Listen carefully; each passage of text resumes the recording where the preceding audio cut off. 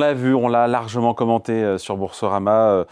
C'est bien l'intelligence artificielle, l'IA, qui a porté les marchés boursiers, avec évidemment des épisodes de volatilité, bien sûr, liés aux inquiétudes des opérateurs sur la rentabilité à attendre ou pas, sur ces énormes investissements attendus. Et dans ce domaine, ce qui est hyper intéressant, c'est qu'on n'en a jamais parlé, c'est qu'il y a cet indice, on est un peu en retard, mais il faut quand même en parler, Laurent. Alors là, vous êtes gonflé, David. Alors je vais faire ma sortie. On en a parlé ? Le sujet coréen, je vous le propose depuis plusieurs mois et c'est jamais... Parce qu'en fait, les gens qui regardent disent « Ah, c'est bien, Grassin va nous parler de la Corée maintenant, alors que depuis décembre, je veux parler de la Corée. » Bref. Et donc, c'est l'indice coréen, j'ai le tac que je viens de manger là, l'indice coréen, le Kospi 200. Donc, la performance, elle est quand même dingue depuis le début de l'année. Oui. 100%, l'indice a doublé. Plus 100%, vous l'avez dit. Et ce qui est intéressant, David, c'est que ça vient en plus après une année 2025 qui était déjà exceptionnelle, plus 95% en 2025. Donc là, on est sur une performance sur un an et demi qui est juste incroyable. Voilà, après, il faut quand même expliquer que c'est pas un indice qui a une volatilité qui bouge beaucoup, c'est pas pour ceux qui sont un peu cardiaques. Il y a une volatilité qui est... Non mais c'est clair, une volatilité de dingue par rapport à nous, à ce qu'on connaît à la Bourse de Paris. Oui, il y a un chiffre qui pose ça mieux que tout le monde. Vous savez combien de variations supérieures à 5% sur l'indice à la hausse ou à la baisse on a eu depuis le début de l'année ? Aucune idée. 22. 22 contre 0 pour le CAC 40, contre 0 pour le S&P 500, contre 0 pour le Nasdaq Composite et seulement 4 pour le Nikkei japonais. Et voilà, c'est pour ça, moi, en bon père de famille, je voulais pas qu'on en parle. Voilà, attention, on fait attention, Laurent, on fait pas n'importe quoi avec ce sou. Hein. Exactement.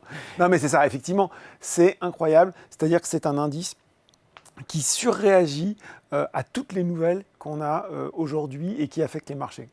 Bon, qu'est-ce qui explique cette volatilité absolument incroyable, associée, encore une fois, parce que la volatilité, ça marche dans les deux sens, mais là, c'est dans le bon sens, avec une progression, encore une fois, qui est totalement dingue. Hein. Oui. 100% en 2025, 100% en 6 mois en 2026. Exactement. Et il est lié à deux éléphants dans la pièce, deux sociétés, Samsung. C'est vous, ça parlait pas de moi comme ça. SK Hynix. Voilà. Samsung, SK Hynix. Ok, Samsung, ça je connais. Voilà. Ouais. SK Hynix, peut-être moins. Alors, on va tous en entendre beaucoup plus parler puisque la société est en train d'envisager une cotation au Nasdaq. Elle sera également plus accessible pour les investisseurs. Elle voudrait, c'est pas encore complètement sûr, hein, David, ce que je vous dis, mais a priori, selon les sources de presse qu'on a, elle voudrait lever 29 milliards de dollars à cette occasion. Et qu'est-ce que c'est SK Hynix ? Alors, tout le monde connaît maintenant Nvidia. Et vous savez que la thématique de ce début d'année dans l'intelligence artificielle, c'est la mémoire. Tout type de mémoire, on parle de la mémoire NAND, etc. Et il y a une autre mémoire, c'est la HBM, la High Bandwidth Memory. Si je le traduis en bon français, c'est la mémoire à large bande passante ou haute bande passante. Et il y a un spécialiste de cette mémoire qui est hyper utile pour ces processeurs Nvidia, c'est SK Hynix. ST Micro. Non, SK Hynix. Non, et vous allez voir, justement. C'est intéressant, cette remarque. Et en fait, cette boîte, qu'est-ce que c'est ? C'est une société qui est fondée en 1998.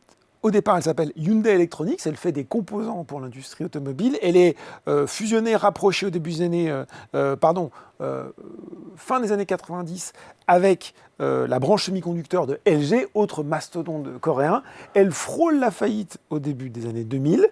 À l'époque, on se demande même si elle ne va pas être reprise par l'américain Micron. Finalement, elle est reprise par un opérateur de télécom, SK Telecom, en 2011, et ça donne... Elle s'est rebaptisée avant Hynix, et ça donne SK Hynix. C'est désormais un mastodonte de plus de 1200 milliards de dollars. Voilà, ouais, donc ça pose un petit peu le sujet. Et ce marché de la High Bandwidth Memory, de la HBM, devrait croître encore de 60% cette année.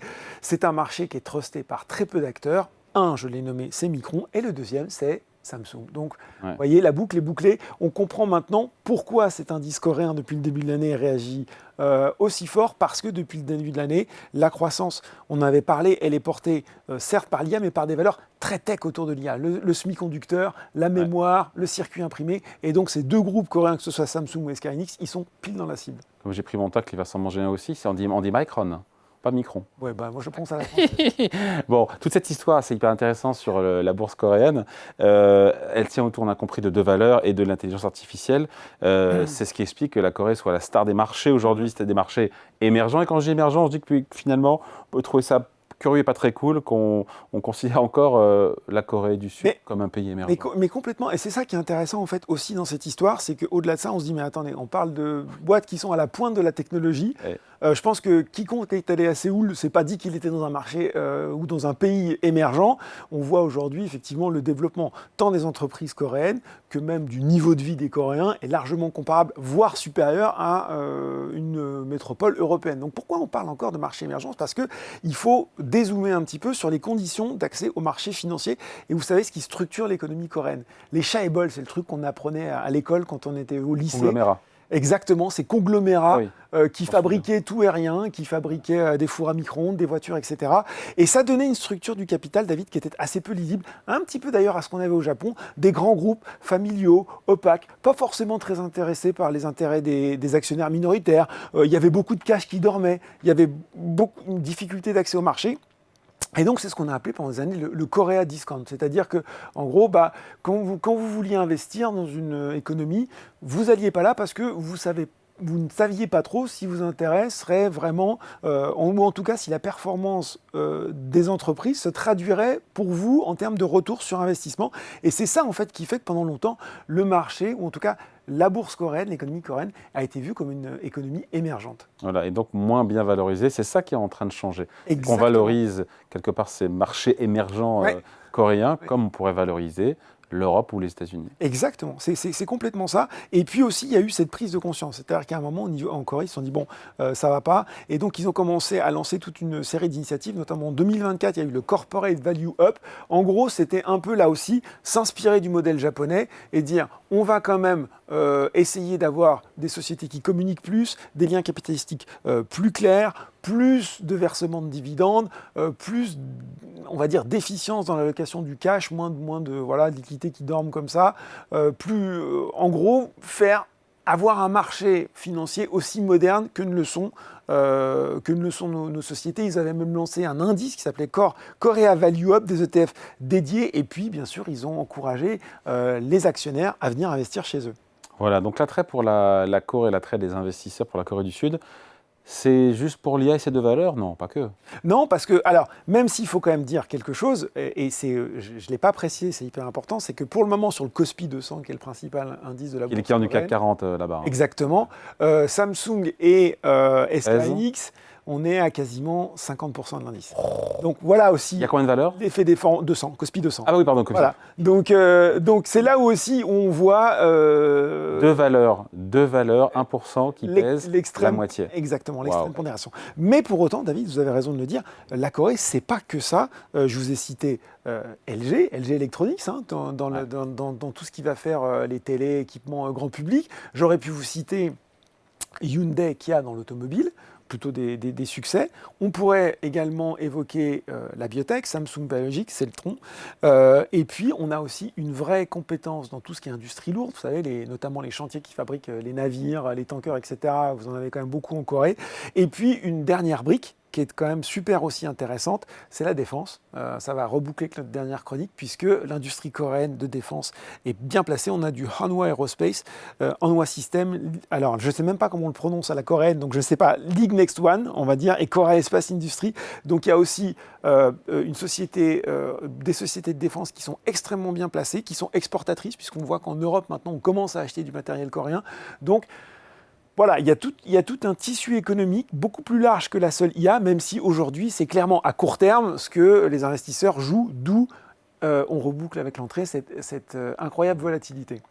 Est-ce qu'il n'est pas trop tard? Pardon de poser la question, mais après 100% de hausse en 25, en 26... Voilà, si on avait fait cette chronique en décembre. Non, mais ça, c'est une vraie bonne question. Est-ce qu'il n'est pas trop tard? Quel est l'indice KOSPI 200 de demain et d'après-demain? Ouais, non, la vraie question, c'est est-ce que les valorisations aujourd'hui ont rattrapé leur retard? Les analyses disent pas tout à fait. Il reste encore un petit peu de marge, un petit peu de décote. Ce qui est sûr, c'est qu'à court terme, on va rester sans doute sur une volatilité assez dingue. Après, la thèse d'investissement, c'est celle que je vous ai décrite, à savoir, on avait aujourd'hui non pas un problème de performance et d'intérêt des entreprises coréennes, mais plutôt un problème d'efficience, d'efficacité du marché. Ça, c'est en train d'être résolu. Donc, est-ce qu'on ne peut pas penser que sur le long terme, l'investissement dans l'économie coréenne reste une thèse d'investissement complètement intéressante. Moi, je le pense, mais attention, encore une fois, on est sur une phase de hausse qui a été très forte, très violente, et on est dans une phase de marché où on est sur une telle volatilité sur les valeurs de l'IA que cet indice-là va surjouer ce qui va se passer dans les prochains mois. La prochaine fois, j'écouterai Laurent Grassin quand Merci. l'année, il me dit il faut faire mettre une chemise et il faut traiter l'indice Corée. coréen. Voilà, c'est même plus important de traiter la Corée. Et largement. Merci beaucoup. Laurent Grassin, directeur de la rédaction de Boursorama. Salut.